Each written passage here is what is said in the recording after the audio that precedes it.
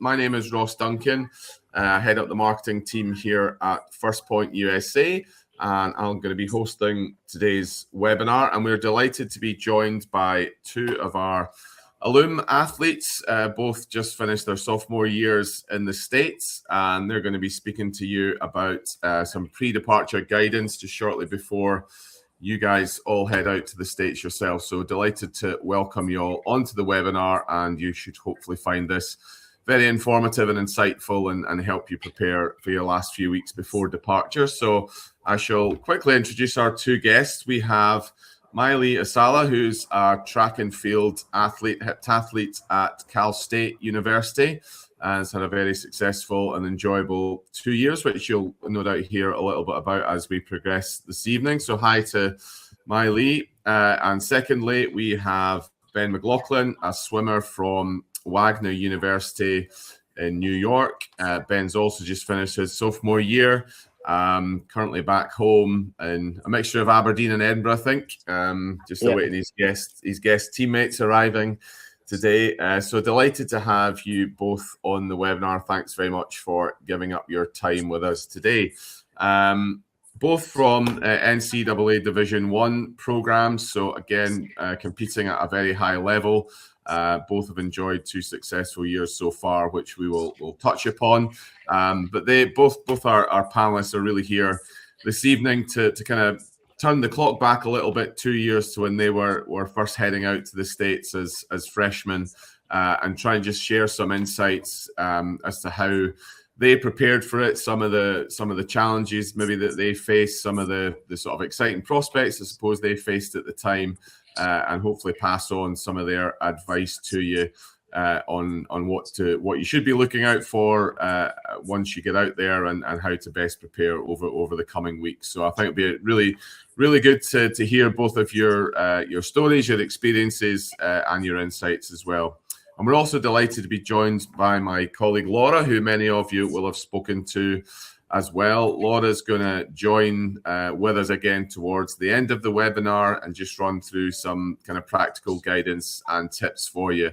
We also have a chat box function that you should see on your screen as well. So if you do have any questions as we go, feel free to pop them in the chat box. Hopefully we'll cover an extensive list of topics, but if there's anything that you're unsure about in relation to the topics, Laura will field a few of those questions towards the end of the session. So hopefully that all makes sense. We are recording the session this evening, so if you have to duck out for any reason, everybody who's registered for this evening will get a link to rewatch it or recap it as well within the next 24 hours. So don't worry if you have to drop off early or miss anything. I don't think we've got any World Cup games on tonight, so you're not getting any more football to catch up on. That's on Tuesday and Wednesday for any football or soccer fans that we have. So without further ado, we'll start with you, Mayalee, and really just in kind of brief summary that we'll obviously go into a bit more depth. How have you enjoyed your first 2 years out in the States as a student athlete? Yeah, so I've so far absolutely loved it. Honestly, it's one of the best decisions I've ever made, and I don't regret it for a second. I think my second year has definitely been a lot better than my first year, because I had obviously the time to adjust to the culture, the people, the college life, everything really. And I came over with a very open mind and tried not to have too many expectations, which really helped. I'd recommend. And like anyone, I had moments in my first year where I questioned things, but I trusted the process and everything kind of just fell into place. And now I feel extremely settled, challenged, and I've made lots of friends. I've made my little bubble. But yeah, no, second year's been really good. Freshman year, a little rocky, but still, I enjoyed it. Yeah. Brilliant. And Ben, obviously you made the move from Aberdeen in Scotland. How's the first couple of years been for you out in the States?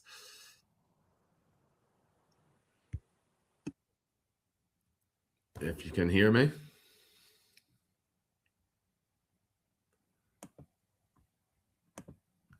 I think you're on mute, Ben, at the moment.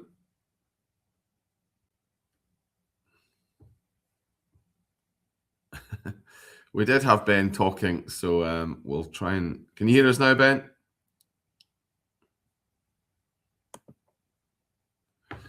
Sorry, I've got just a few technical problems with Ben at the moment, so hopefully he will rejoin us once he can get connected again. But we've got Mayalee here in the meantime. Cal State University. So could you tell us, Mayalee, where about in the country Cal State is? Give us a bit of a description about the university, where you're at in general. So yeah, it's located in Southern California between Los Angeles and San Diego, kind of in between. Location for me was a huge factor because I obviously wanted warm weather for training. I do track and field, so it's outdoor sport. But being close to amazing places like Newport Beach, Laguna Beach, LA, Hollywood, all the spots really. It's just been amazing. But yeah, one thing that's quite different is the weather. But yeah, that's ideal for me, really. Yeah. And is the weather obviously in California? I mean, it's pretty much guaranteed sunshine all year round. Is that how it's kind of panned out with you? Is the weather exactly what you were looking for then? Yeah, definitely. That was top of my list, really. I really struggled to do track in the cold, so staying in the UK for university wasn't really main option for me. Brilliant. You'll be acclimatized to this heat wave back in Bristol at the moment then. Yeah, no, exactly. It's been nice. And Ben, hopefully you can hear us again. Yeah, sorry about that. I'm having an absolute nightmare, but I think we should be all right now. Good. Hear you loud and clear now. So yeah, just so if you can just describe where Wagner University is in the country, and a little bit about the campus and the climate that you've experienced over the past 2 years. Yeah, so as Ross said, I'm Ben. I'm at Wagner University. So Wagner is on Staten Island in New York City. We do get a bit of warm weather, but not quite the sun all year round. We do get quite cold. But for me, north of Scotland, I was kind of looking for a bit more of that. Been walking around Edinburgh for the day and got myself sunburned, which is great. But I think for me as well, I just wanted a place that was completely different to where I grew up, just to fully just try something new. And New York's kind of a bit different from the middle of the countryside in Scotland. So no, I've really enjoyed it. I think, and it's a great opportunity. You just kind of go for it, and no matter where you are, you'll have a great time. There's people there to support you. And what was the campus like then, where you are? Had you been out to the campus previously before you went out, or? So I hadn't been to the US. I'd never left Europe, never been to the US before I went out. So I kind of went in blind. I spoke to a couple of my teammates, obviously spoke to my coaches. And no, my campus is for being in New York, it's quite small, but it's quite open as well. There's a lot of green, a lot of trees, which was another big factor for me. I would struggle living with just kind of concrete buildings all the time. It's nice to have a little bit of greenery, a little bit of nature. Wagner's quite a small university. It's about 2,000 students, so it's not too big a campus. You can probably walk end to end in about 5 minutes. But for me, I really like that part just because you get to really know your teachers and lecturers like name for name. Whereas some of the bigger schools, I know it can be it's harder to get to know your lecturer on a personal level. But yeah, Wagner's a really small university, but I really like it that way. And yeah, no, it's a very cool location, a bit different to everyone else. When I was telling everyone where I was off to for uni, it was obviously a bit of a shock for them. But no, I've really enjoyed it, and it's a good location. And yeah, campus is beautiful. Yeah. Brilliant. Thanks for that. And back to you, Mayalee, if you can take your mind back to 2 years ago when you were in the same shoes as the audience here this evening. What were your own preparations like at that time, and what sort of things can you remember focusing on with a few weeks to go? Yeah, so I think my biggest priority, and it would be the same for you guys, was staying organized. I made plenty of checklists for everything: my visa, passport, I-20, and all those documents you need to get sorted. First point, they're really good at, throughout the whole process, they explained every step and made everything feel so much less overwhelming, because initially I had no idea what I was doing. with all the documents. It can be very confusing. Going to the embassy, I hadn't even heard of the word embassy before. So yeah, I remember turning up to my embassy appointment with none of my documents. Don't know what I was thinking, but yeah, I got that sorted. And then also just like staying in regular contact with your coach and, trying to talk to like one of your teammates, your future teammates, get to know them, ask any question, no question is silly. It just makes the transition a lot easier. And trying to build that rapport and relationship with your coach beforehand, just so you can kind of gauge who they are, like their intentions and everything. But yeah, I'd say also taking your summer training, somewhat seriously. You don't want to go in to this whole new experience unfit or just not prepared mentally, physically. Because yeah, college training is a whole nother level, and nothing quite fully prepares you for it.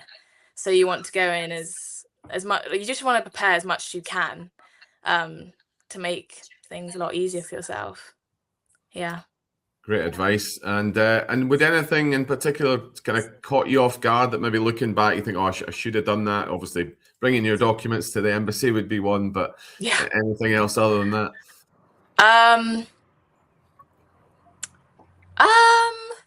Yeah, so yeah, definitely bringing your documents, that would be helpful.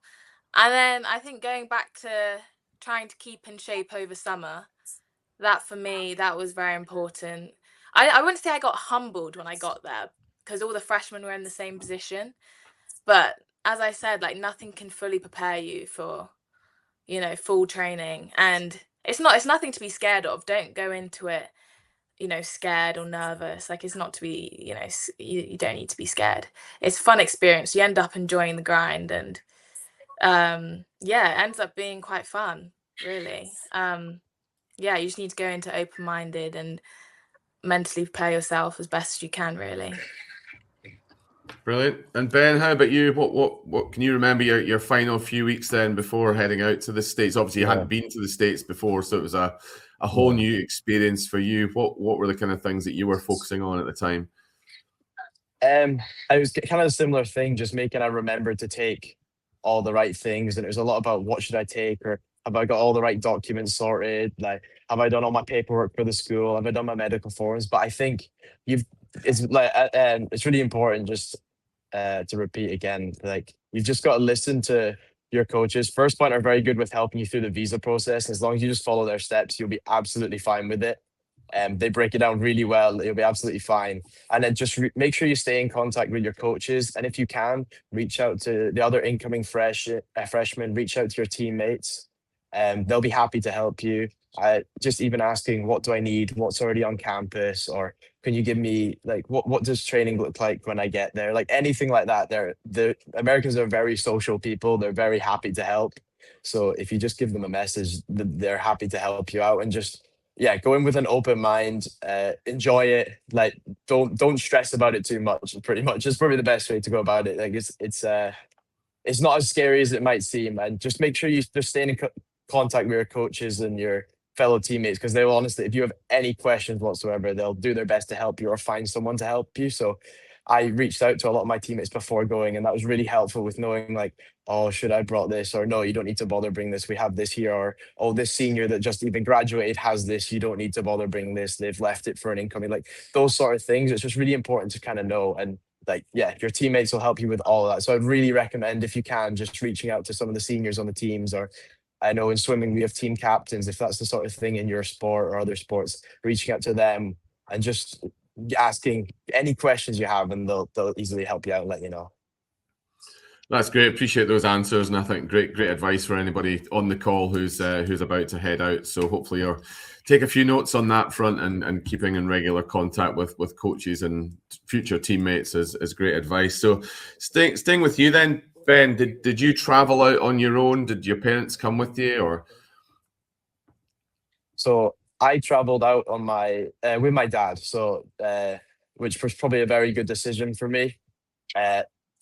Yeah, I would have been absolutely lost in New York if I got out myself. But I think, I'd never done any sort of traveling like that myself, which was probably a a bit of a factor. I was just kind of a bit clueless, but either way, I think if you're going out by yourself, just like speak to your coaches again, speak to your teammates. They can let you know, like, oh, if you land at this airport, there's this way to get to campus, or this is the best way, or like the coaches will know ways, or like they'll help you out with, as I said, literally everything. And if you're going out with your parents, that just like kind of let them enjoy it as well a little bit. I think I was just kind of stressing my dad out a little bit as we were going. Just kind of, where are we going next? Like, have I got all the right like you're like, it'll be fine, just relax. Just kind of let them see the campus. And I was like nervous to like let them see the campus. I was like, oh, I don't want to like be the one but everyone has their parents there. Like, let them see the campus. They're just as interested to see where you're going to school for the next 4 years as you are. So and that's one thing I would do different, is I would have kind of just showed them a lot more of campus than I did, because I was kind of a little bit like, oh, but I don't want to be the one that's like taking their parents everywhere. But like, and also people understand you're moving across like to a completely different continent. Like, you're gonna let the parents see, like it's not, yeah. But no, it was great fun. Like, my dad loved it as well. Like, he was really, really interested. He saw the facilities, and they're the ones that are helping. Like, they've supported you to get to that point, and they really want to see like what that supporting has done. And yeah, it's a very cool experience for them as well. Like, let them enjoy it. Absolutely. Mayalee, did you travel out on your own, or did you have a parent with you? I think you're on mute. Oh yeah, sorry. Right, yeah. No, I was lucky enough to have my mum come out with me and with one of her best friends. And then, long story short, one of my childhood best friends who now lives in America, in California. So that was really helpful. But yeah, no, I wouldn't have had a clue I would have been I would highly recommend, if one of your parents could come with you, or both your parents, definitely get them to be there, because it's a big place and it can be very overwhelming. So having that support is needed if possible. And what were your first impressions then once you arrived, with your room and your campus? What were your kind of thoughts on, is this the place for me? Yeah. So I remember driving past the school and just thinking like, wow, because I hadn't seen it in person either. I didn't go over for an in-person tour. I just saw it virtually. But yeah, it looked just like the pictures. So I was like, wow, that's good. That's a good start. But yeah, it's just, everything's obviously a lot bigger than you think. The campus, the facilities, even the roads. The roads are humongous, especially in California. I don't know if it's the same in the other states. But yeah, humongous. But yeah, it was definitely exciting, more exciting than overwhelming. Everyone was super welcoming, and then once I met my teammates, that's when I really started feeling at home pretty quick. But yeah, no, it was a good experience, my first kind of experience there. Yeah. Ben, how about you? What were your first impressions? Having, I guess, very different, having never been to the States, but the kind of arriving on campus, seeing the facility, seeing your room, I guess, what was that like? Yeah, I mean, I remember the like kind of first time we kind of saw, like, me and my dad saw the city, we were just like in shock. Like, it's huge. It was like nothing like we'd kind of seen before. And yeah, the roads and everything is just a lot bigger, but it's definitely more of an exciting feeling than a worried or concerned. Like, it's just so different from home. It's really exciting. And when I got on campus, like, the room was lovely. Like, the campus is, as I said, it's a beautiful campus. I really like it. And just walking around just made me more excited, to be honest, than anything. It just got me really, really excited to start. I never thought I'd be that excited to start school, but yeah, I just couldn't wait. And a lot of my teammates are also international, so they kind of arrived around that international orientation time, just like a little bit earlier. So that was nice, just so like all of us incoming could kind of get to know each other. And also, we weren't alone in the process of kind of just getting used to campus life. So it's kind of a wee group of us that kind of got together, and we go around campus together and learn where everything was. So that was really nice. But even then, there'll be other internationals on campus, even if they're not within your sport. And because everyone's in the same boat, like, I've got friends from so many different sports, just because you're an international, you just kind of speak to everyone that you see on those first couple of days, just kind of get an idea of what's going on, and just, yeah, you'll make friends so quickly. Yeah. But no, I was absolutely buzzing, and especially I think we've just. It's a really good feeling. Like you feel exciting. Yeah. Brilliant. And Mayalee, just taking you back to that sort of first week, then what did that actually look like? If you describe kind of what were the kind of main things you were doing in that first kind of settling in period?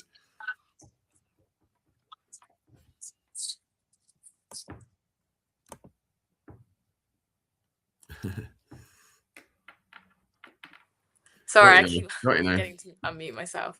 So yeah, the first week is extremely busy, obviously.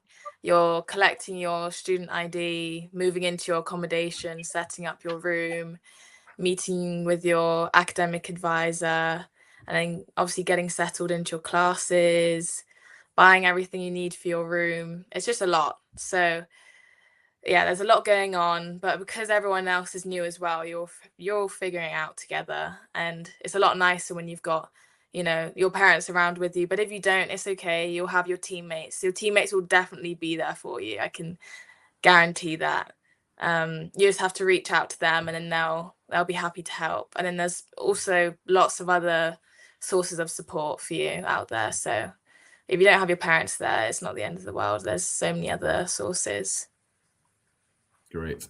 And staying with you then, in terms of your athletics, when did you first? When was your first training session, and when did you meet the kind of coaches and your teammates officially then for the first time?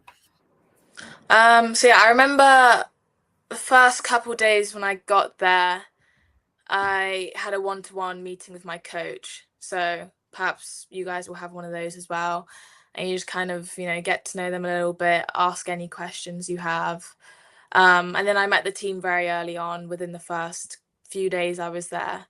And then training started almost immediately. It was like a few days after I'd set everything up, got my student ID and all of that nonsense.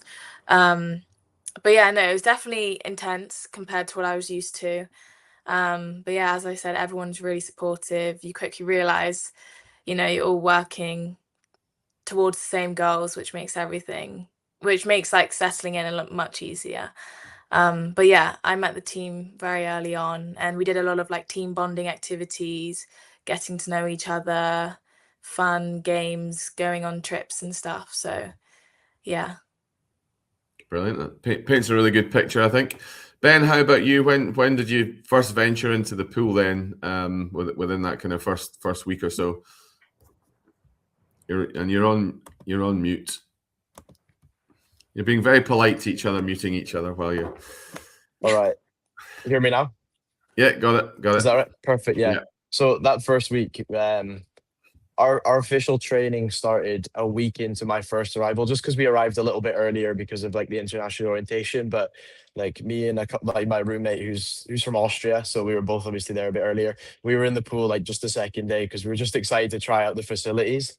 And I don't know how it is for other sports, but I know like the coach are very like happy to let you in, obviously, to do early training, extra training. Like they're very happy to do that as long as it follows with the NCAA guidelines, because obviously there's a couple of guidelines and like training hours and stuff, but your coaches will and your athletic trainers will keep you all in line with that.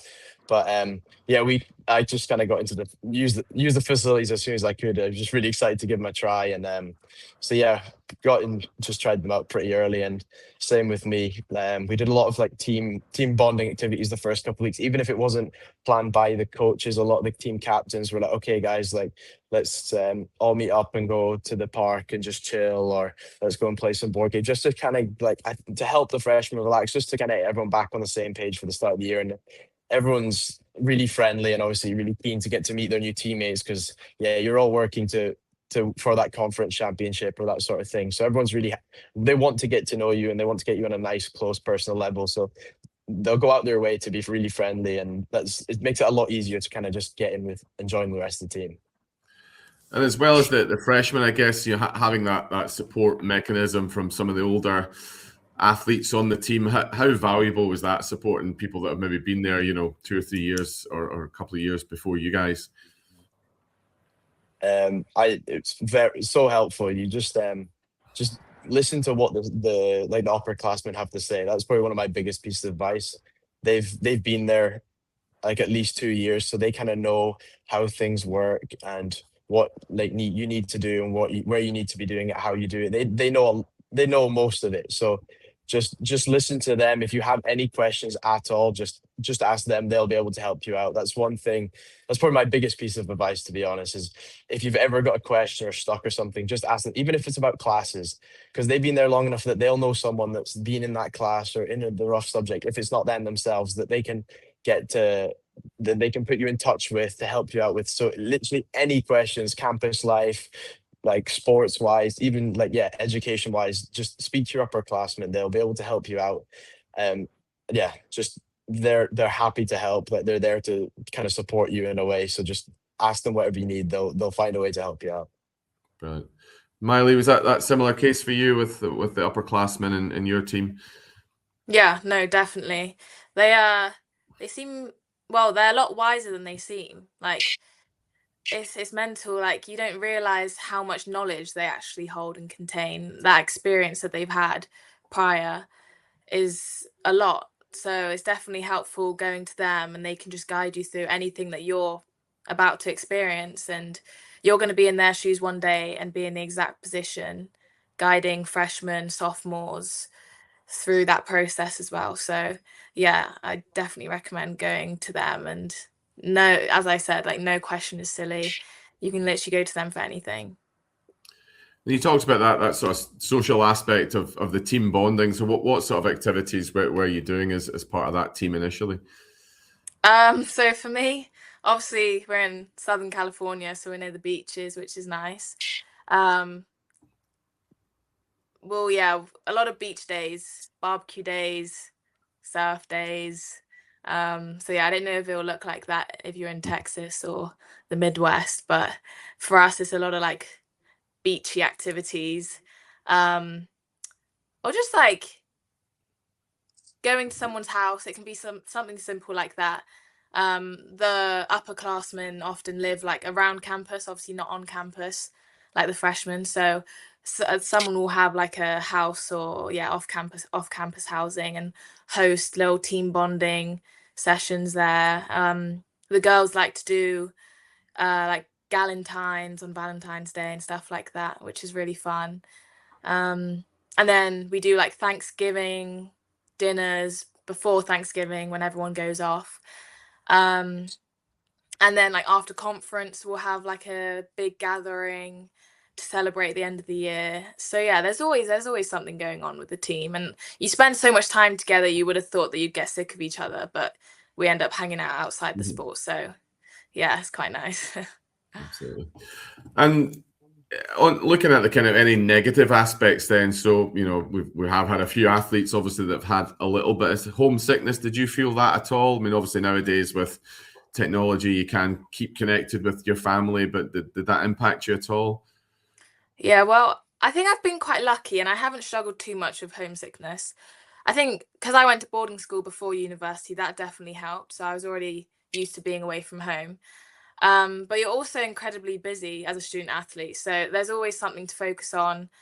You end up just not really thinking about it, which can be seen. It is a positive thing. I guess it can be seen as a negative thing because you're so busy, but it's a good thing. It is a good thing. And you can just pick up the phone and call your mum and dad, call your friends and family. Obviously, there will be a time difference, but you just kind of work around that. And yeah, I mean, you build a family when you're over there. So you just kind of end up living a double life. And yeah, it's nice. I like it anyways. I'm sure Ben likes it as well. Good to hear. Yeah, Ben, were you not too missing much Aberdeen at homesickness. all, or did you not have time as well? Yeah, I think that's probably one of the main things. You're just so busy that there's not too much time to sit and dwell on it. But like, you just kind of get into a routine. Like a lot of time, I know, oh, my family are free just before I go to dinner and before they go to bed at this time, this time, and this time each week. So we kind of just got into a routine that was when we spoke. And it's so easy to speak to people now. You can be messaging people just throughout the day or a little FaceTime. I think also the FaceTime is just for as much as for like my parents, for me as well, because they're like, you've just got to remember, like they're gonna miss you. Like this, you've been away for a long time, and just kind of give them a bit of clarification that you're still doing all right and all that. So, and just let them know what you're getting on, because again, it's like, go back to like, they supported you to get this point, like they want to see what you're getting up to and what sort of things you're doing. So just letting them know that sort of thing. And also just remembering like everyone's in the same boat. Like a lot of the Americans, like, because America is such a big country, they're in time zone difference to their families. So and as like you're a family in your own team.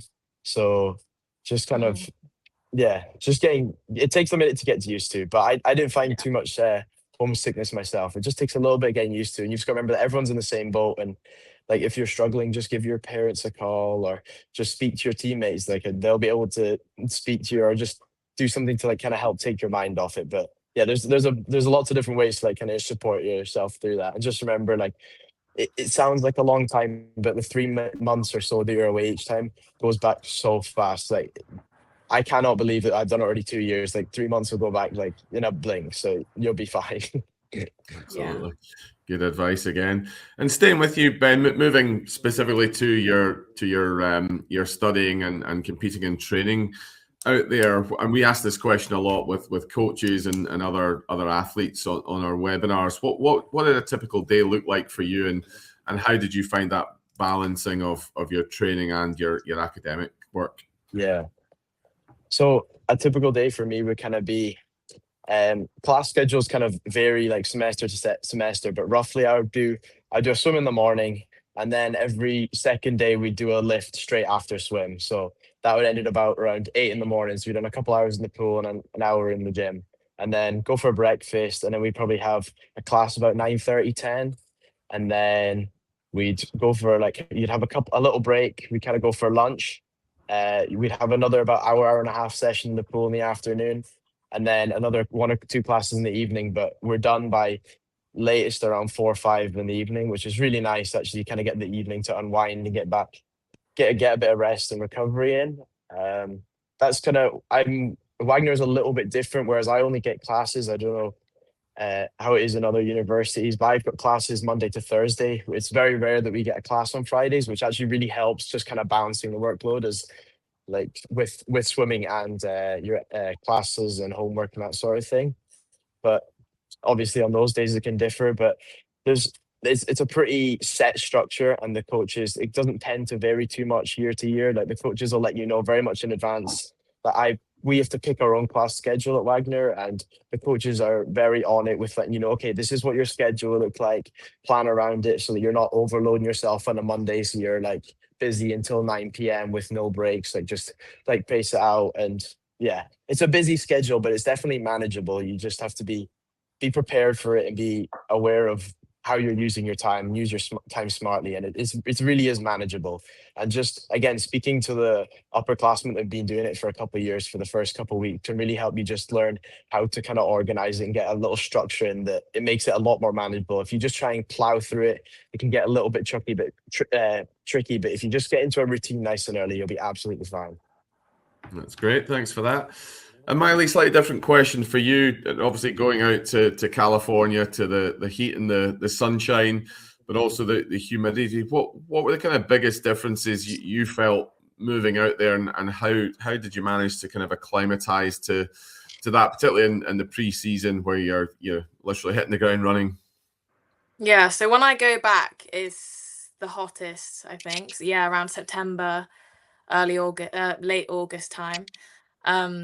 So yeah, that's a shock at first, but then I adapt a lot quicker than I expect. And even like the local athletes found days like just as tough as me, and I'm like, hold on, you literally live here, train here, why are you struggling? So yeah, we're all kind of in it together, and like we're all struggling. But yeah, obviously just like staying hydrated is really important. The trainers provide you guys with electrolytes and all sorts. You can have an ice bath straight after. So that's all the perks of like being in America, really. Like the trainers provide you with a lot. And obviously, depending on your funding at the university, like the richer your university are, the more perks, like, I don't know, like nicer ice baths, nicer electrolytes you have. So yeah, when it got really hot, coaches do adjust the training times of the day. like it's advised by the trainers. So we'll train in the morning sometimes because it'll just be like scorching hot over 40 degrees, and yeah, that's just not healthy really. So yeah, I think that is the hardest part really, like the pre-season time, because obviously you're doing the toughest workouts and it's like the hottest time of the year. But yeah, no, it's definitely doable. They wouldn't make us do it if it wasn't. So you just have to stay on top of it with hydration and looking after your body, fueling yourself properly, and all those types of things. And how important was that pre-season then, in terms of how your seasons have panned out since, that you've really felt the benefit of investing that kind of time and effort at that pre-season time? Yeah, no, definitely. I mean, the pre-season is like the most key part of the year. You're building yourself up so you're mentally and physically strong enough to compete in your forthcoming season. So, you know, kind of locking in from the beginning is very important. And I think a lot of freshmen kind of, you know, they want to have fun because they just got here and everything. And that was my mentality. I think most people are probably thinking that. But you can have fun and also lock in.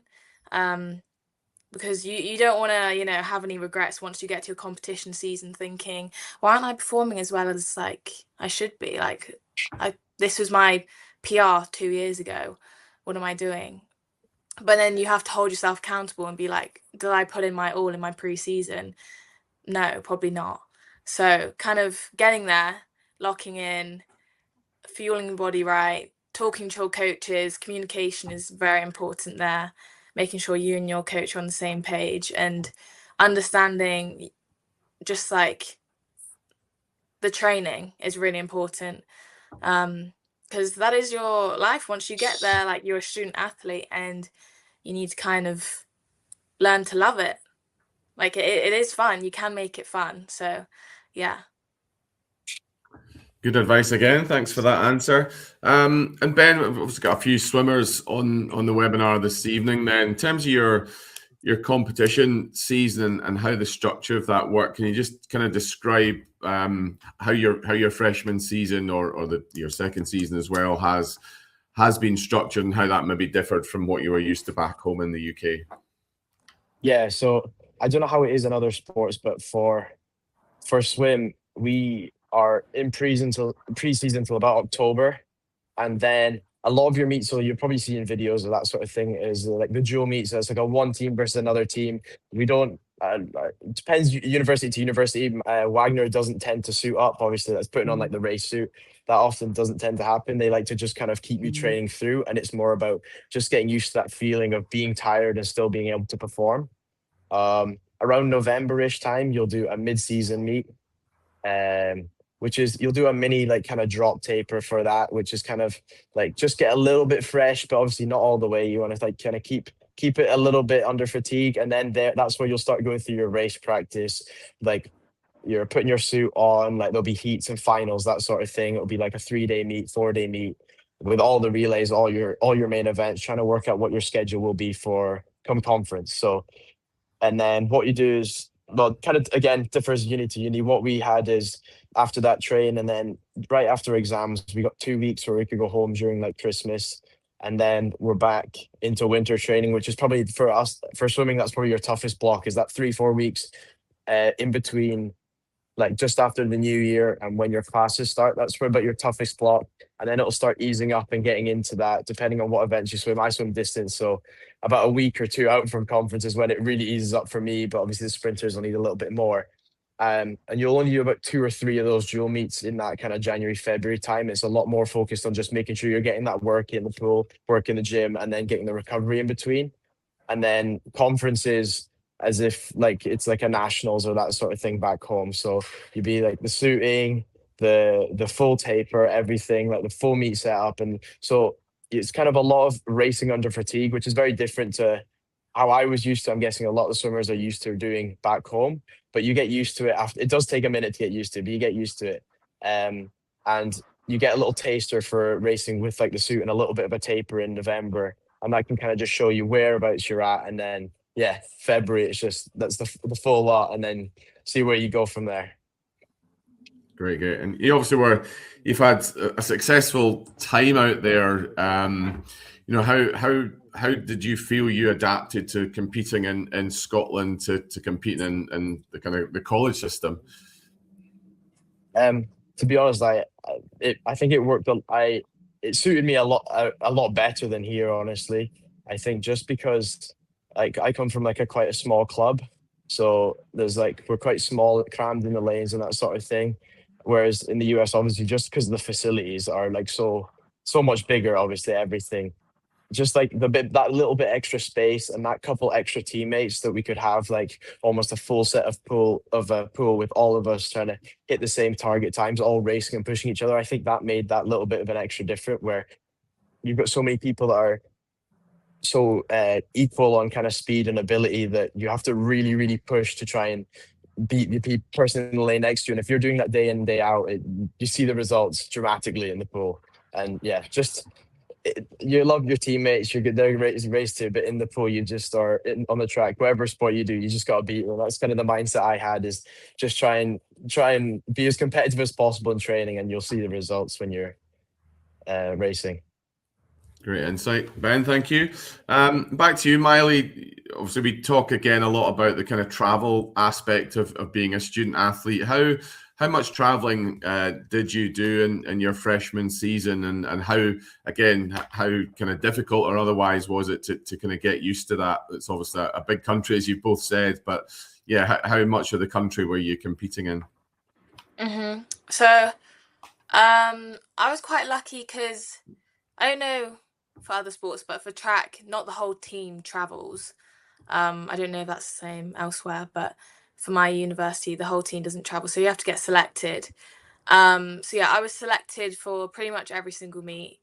So that meant that I was traveling for indoor season.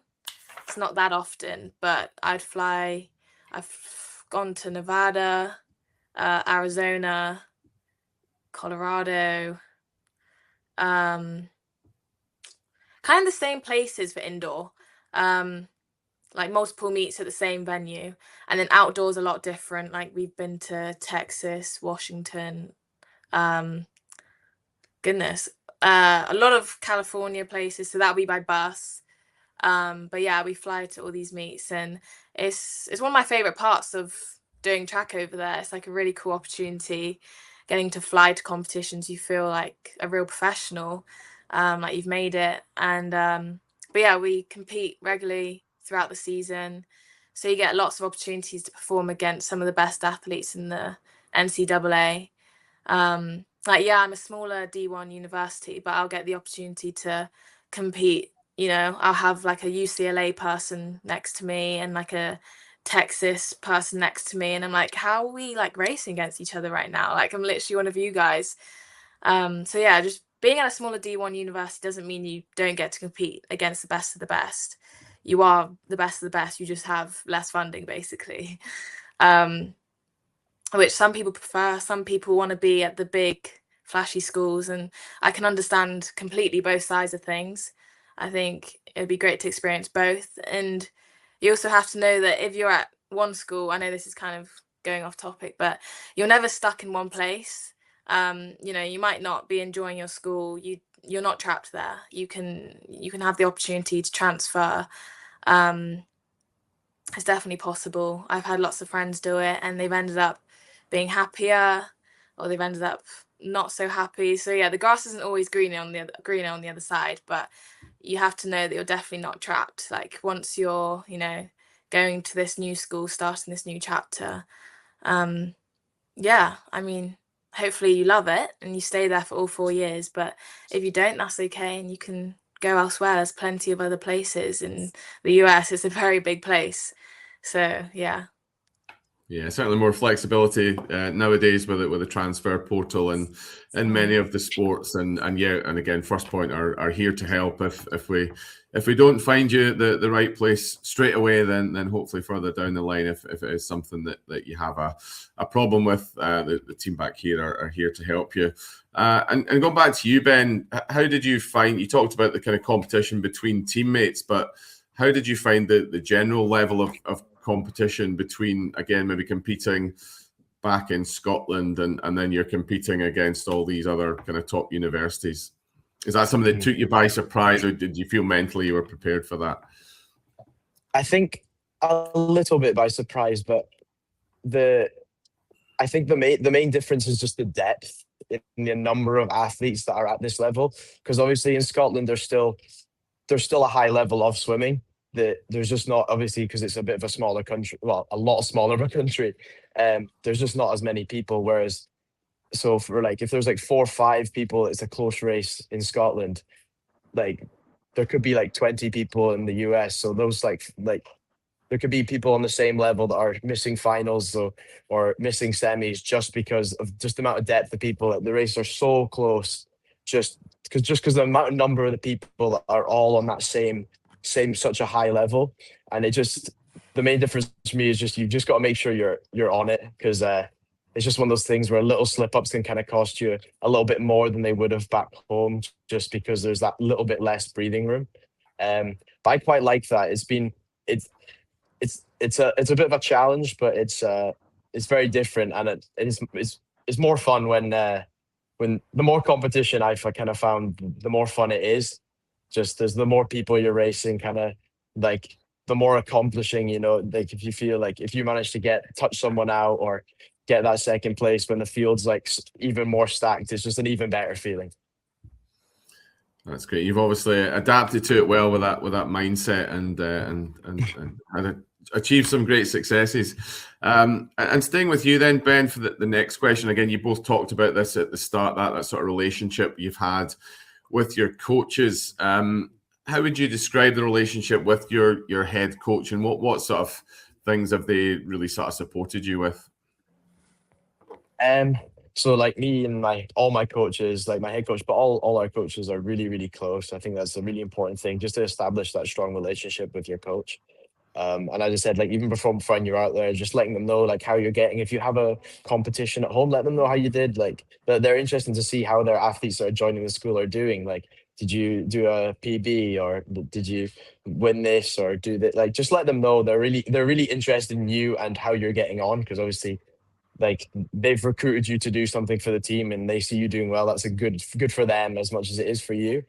I know I'm really close with all my coaches, and like my head coach will mess me all the time about like the results of like some sports game that we're both interested in, or this swimming thing that's happened. Like, it's a lot more like, you just don't speak to your coaches just about when you're on pool decks, like this technique or that thing. They're always just speaking to you kind of about everything. It's almost more of like, it's a professional relationship, but they'll be a bit more casual. They'll just speak to you as a person as well. It's not that it's a coach, and you like they're a lot more relaxed, and they want to get to know you on like a personal level and know who you are as a person, what you're interested in, what interests you share.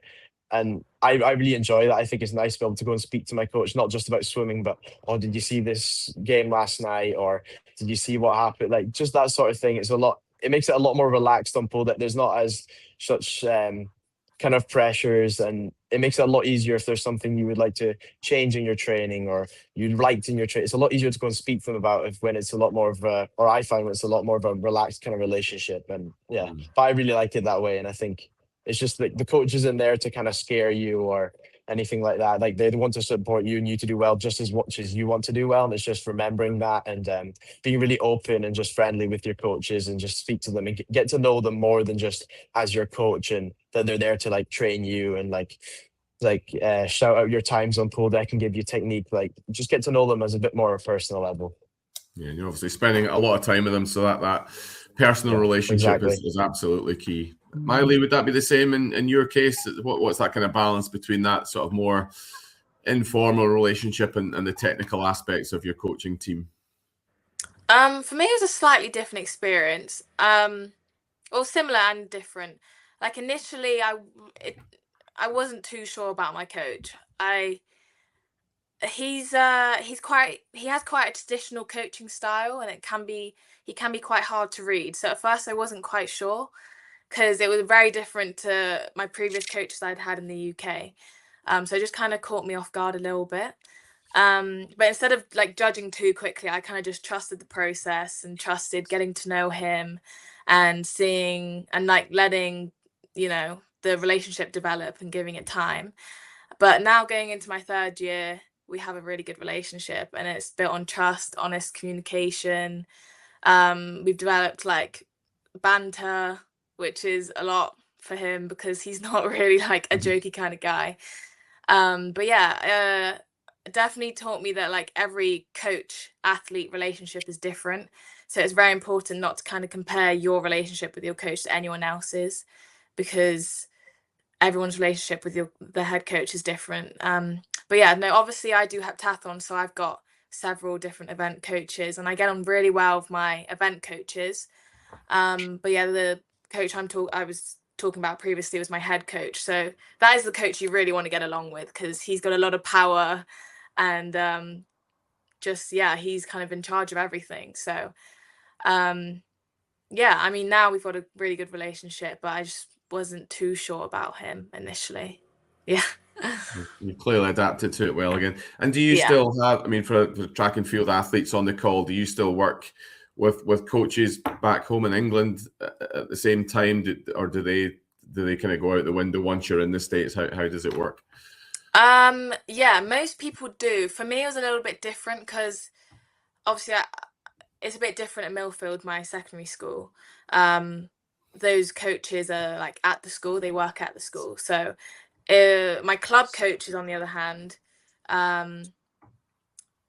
one of them retired, and then the other one I still keep in contact with. So when I come back to England, I'll go and train at Bath, and like I'll be in communication with her.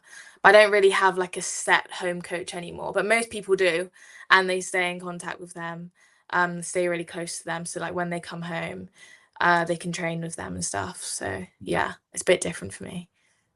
Okay, great. Good to have two diverse answers there, but that kind of coach-athlete relationship is clearly very, very important, but it's very individual as well. So good to get both sides of the coin from you on that front. And staying with you, Mayalee, one of the kind of last questions before Laura jumps back in with some kind of more technical aspects of the webinar or the guidance, certainly. And you touched upon it a little bit at the start. Over your first 2 years then, how have you found that balance between training and studying on the academic front? The American system makes it easier because it gives you a lot more structure. You know, the classes are mandatory, coursework is kind of spread throughout the semester, and like staying academically eligible is really important because, you know, you've got that pressure on you of like staying eligible to compete and go to your games and stuff, which is a bit different to obviously university in England, where, you know, it's a lot more just on yourself. You know, you don't have to go to lectures, you don't really have to do anything, it's kind of just the ball's in your court.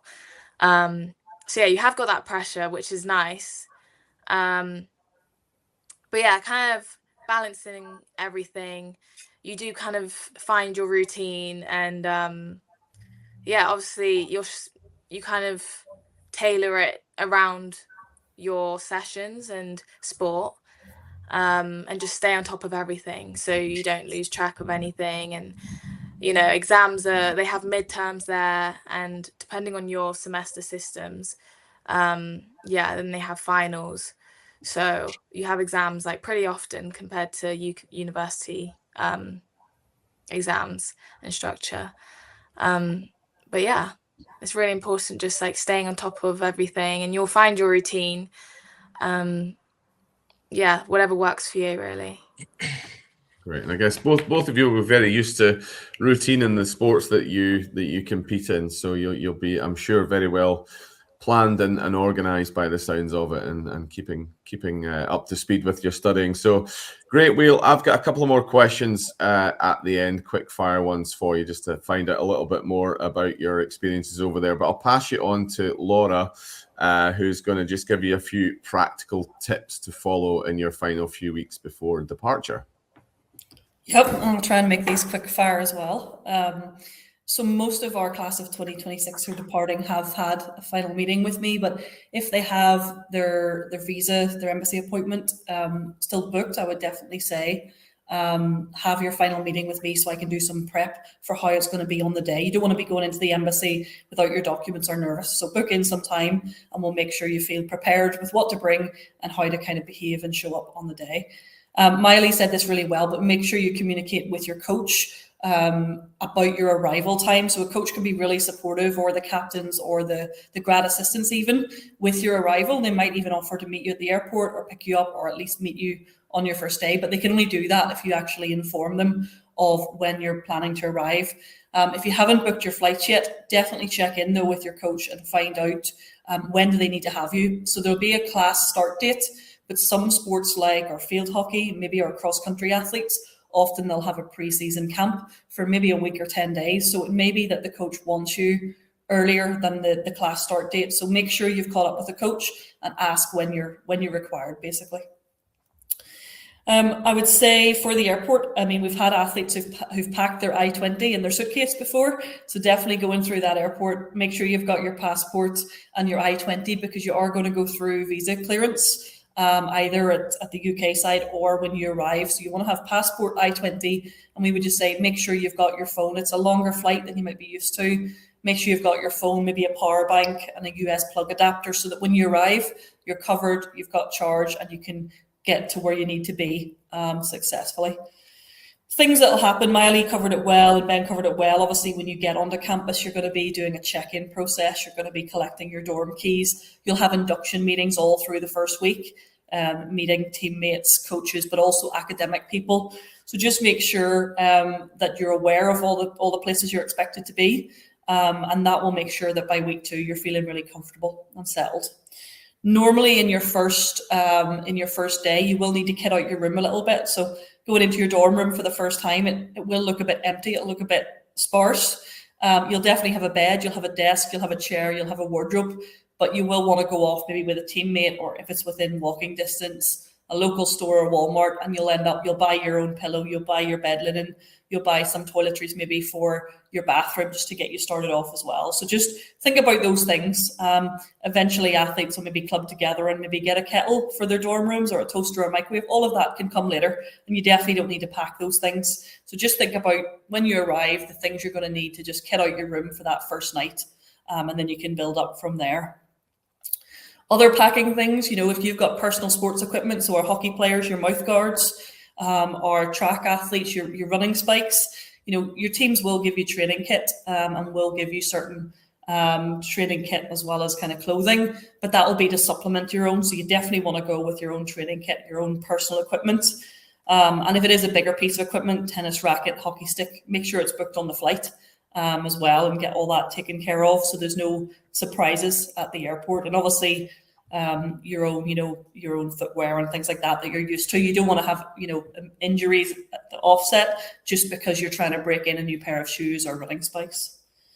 Mayalee said it, consider the climate you're going to. Have a look at how the weather's going to be August to December, and think about, is it going to be freezing in that term, or is it going to stay nice and temperate as well, and pack accordingly. But remember, you're going to hopefully come back at Christmas, and so you've got time to top up as well. So you don't need to think of every single item you own doesn't need to go. In terms of maybe your mobile phones and your banking, now we've got great options. A lot of providers will give you like a second phone number digitally, so you don't have to change your device. They'll just add a US package onto your phone, which can be really helpful. There are companies like Mint Mobile or Ultra or Metro. So if you just think about that, getting a little package, a US package to go on your device that gives you a US phone number, and then you can switch between the two.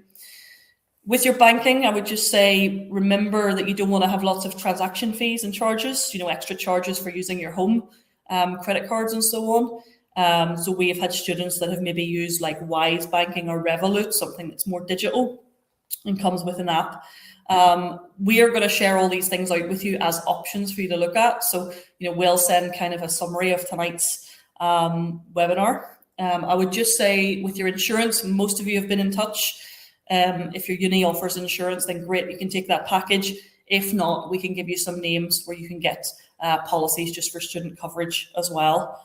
Make sure you bring that policy with you. So if anything happens with your teeth or tonsils or whatever it might be, and you do have to go and report to a doctor, that you can pull out that insurance policy and know that you have coverage as well. So bring a paper copy of that and make sure your parents back at home kind of have it as well. And then just staying in touch with us. I would just say, you know, I've been the consultant for most of you. It's great to stay in touch. I've heard from Mayalee and Ben. I've also heard from their parents along the way. We will be here as much as you need. So, you know, my WhatsApp number's at the bottom of all my emails. You're welcome to WhatsApp. You're welcome to share photos. Definitely share your successes. So we can be available as much as you need through the process, and we're available to your parents as well. So just reach out as you need us. And the final things that you'll get from me just in this final month will just be the NCAA guide for international athletes, and that's great for you and your parents, and just a kind of a summary sheet, a final pre-departure checklist. And yeah, it'll be lots of fun from there.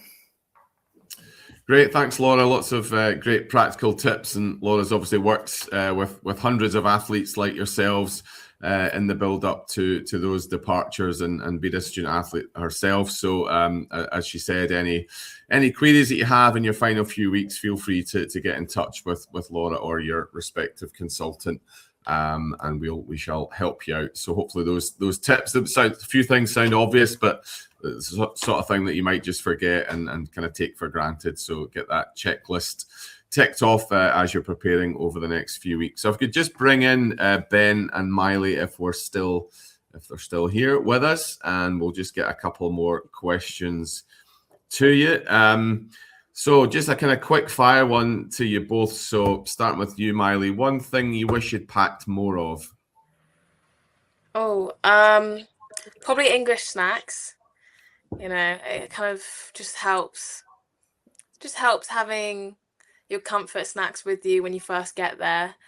I really struggled with the food when I first got there. So I think having more English snacks with me would have been really nice. Good advice. Ben, more Iron Brew? Hopefully I can be heard. I've had to relocate, but all good. I think it's got to be the snacks as well. If anything, I think I found I packed too much, and there'd be things I would pack less of, but not much I would pack more of, to be honest. I think it was more of a case of I packed too many things, and now I've got a lot of stuff that I haven't actually needed to use. So for me, it was actually more stuff I would have left at home than brought with me. Great. And staying with you, Ben, the biggest surprise that you've had in the US?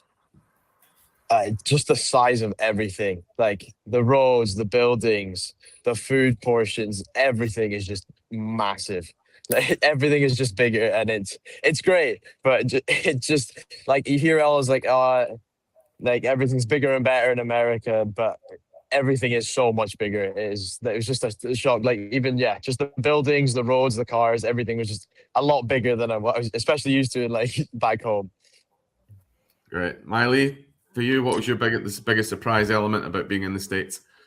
Probably the fact that you're going to hear this when you go over, but freshman 15 is a real thing. It is definitely a real thing. I am a survivor.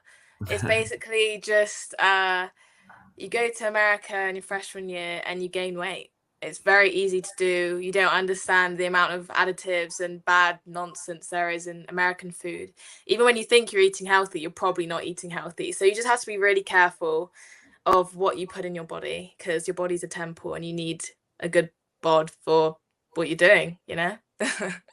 Well said and well captured there. Okay, and staying with you, final question, and we could probably talk a lot more about your successes so far, but just to kind of capture that quickly, what has been the highlight of your athletic career so far in the States? So definitely during my sophomore year, I think I started off having a really rough year. I went in having glandular fever this time last year. I went back to the States having glandular fever. I was really ill. Thought my whole season, whatever was to come, was just, it wasn't looking good, because the first 2 months I missed full training, and then basically had a little bit of full training, then went straight into competing indoor. Indoor season wasn't great, but then I managed to make a comeback for outdoor season and get the school record. So I'm really happy with that. I'm going into my third year with the school record, hopefully going to beat it next year. And then coming fourth at conference for hurdles was not on my bingo card this year. I just thought, hurdles, that's a very competitive event in track and field. So yeah, honestly, anything can happen that you're not expecting in your sport, at conference, at any competition. So yeah, no, I was very happy with that. Obviously, it was a bit upsetting I didn't get a third place medal, because that's really the only competition that they have medals at. So I was gutted and happy. It was very bittersweet. Yeah. Next year, and congratulations on your achievements so far. Finally, with you then, Ben, what's been the highlight of your first 2 years over in New York? I think it's got to be my freshman year conference. It's a bit hard to compare because obviously swimming is yards in the US, whereas it's meters in the UK. So it's hard to kind of compare improvement. But it was a bittersweet conference, I've got to say. I think same for me. My school record in the 1500 was definitely kind of my highlight. Getting touched out for the gold by 0.8 in a 20-minute race isn't the best feeling, but I even then it was still such a fun race to do. And then we went on conference down to the last relay, and again touched out by about a second in the lap. But it was even though it didn't quite go our way, I just really enjoyed it, and it was it felt good to know I'd come over there and manage to perform and do well. I think that was a really big thing for me. It was just a concern, especially specific to the swimmers, is because you can't compare the times you're doing in training there to here. It's really tricky to know where you kind of are about in the season, and you've just kind of got to go with it, and then you'll know how you're feeling. You've just kind of got to go and feel more in time. And I think just getting it done in the kind of conference was just a big relief as anything, just to know that it had worked out and it all paid off. Brilliant. Thanks for sharing that. And I think that kind of covers most of the key topics we were keen to talk through tonight. So we really appreciate you guys giving up your time.